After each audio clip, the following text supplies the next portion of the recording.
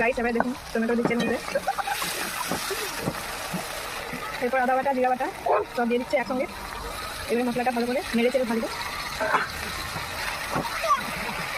এবার একটু লবঙ্গ দিয়ে দিচ্ছে, তারপরে একটু হলুদ দিচ্ছে 1 চামচ,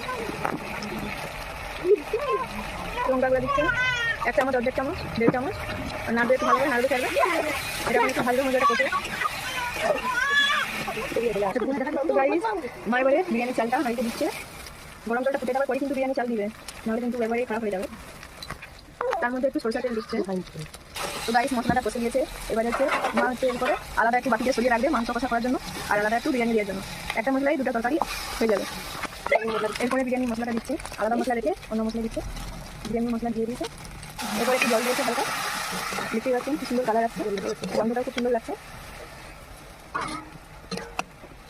এরপরে দেখতে পাচ্ছেন ভাজা মাংস এটাই ঢেলে দিল, যেটা ভেজে রাখছিল সেই মাংসটা এর মধ্যে দিয়েছে। দেখতেই পাচ্ছেন কি সুন্দর দেখাচ্ছে। তারপরে একটু জল দিয়ে নেড়ে চেড়ে ঢাকা দিয়ে রাখবে কিছুক্ষণের জন্য। দেখুন গাইস মাংসটা কষা হয়ে গেছে, এবার এটা নামিয়ে বাবা তো বিরিয়ানি খায়নি, সেই জন্য বাবার জন্য ফ্রাইড রাইস করবে। দেখুন গাইস আমাদের জন্য বিরিয়ানি আর বাবার জন্য ফ্রাইড রাইস। ফ্রাইড রাইস আর মাংস কষা, আমাদেরও বিরিয়ানি মাংস কষা। কি সুন্দর বিরিয়ানিটা করবে, এই যে মাংস কষাটা দারুণ লাগছে, কালারটাও দেখতেই পাচ্ছেন। ফ্রাইড রাইস যে বানাচ্ছে মা, গাজর বিনস আর এই যে রিফাইন তেল দিলে একটু কড়াই। দেখুন গাইস গাজর আর বিনসগুলো ভাজতে গেছে, দেখতে পাচ্ছেন।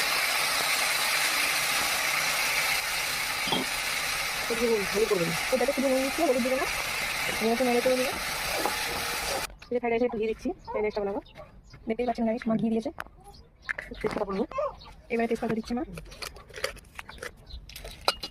তেজপাতা দিয়েছে গাইস। এরপর গরম মশলা একটু নেড়ে চেড়ে দিচ্ছে। এরপর ফ্রাইড রাইসটা দিয়ে দিচ্ছে। দেখুন এটা ফ্রাইড রাইস হচ্ছে খাওয়ার জন্য, দেখতে খুব সুন্দর লাগছে, গন্ধ দারুণ ছাড়ছে। চিনি 1 চামচের মতন দিয়েছে।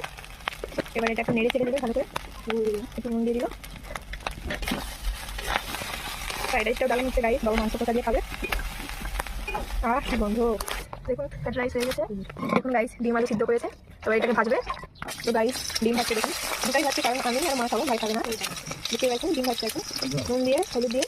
এরপর গাইস আলু ভাজছে, ডিমের সঙ্গে একসঙ্গে আগে ডিমগুলো ভেজে নিল, ভেজে দিচ্ছে। একটু আলু ভাজছে, দেখুন হলুদ গুঁড়ো দিচ্ছে 1 চামচ, নুন দিবে নুন একটু, এবার একটু ভাজাবো। বিরিয়ানি চালে মাংস দিয়ে দিচ্ছে, মাংস কষা। এরপর একটু জল দিয়ে দিল। তো গাইস এবারে দিচ্ছে গোলাপ জল বিরিয়ানির মধ্যে, একটু চিনি দিচ্ছে যাতে না ঘাটা হয়। এবার একটু লাড়ছে, নেড়ে চেড়ে ঢাকা দিয়ে দেবো।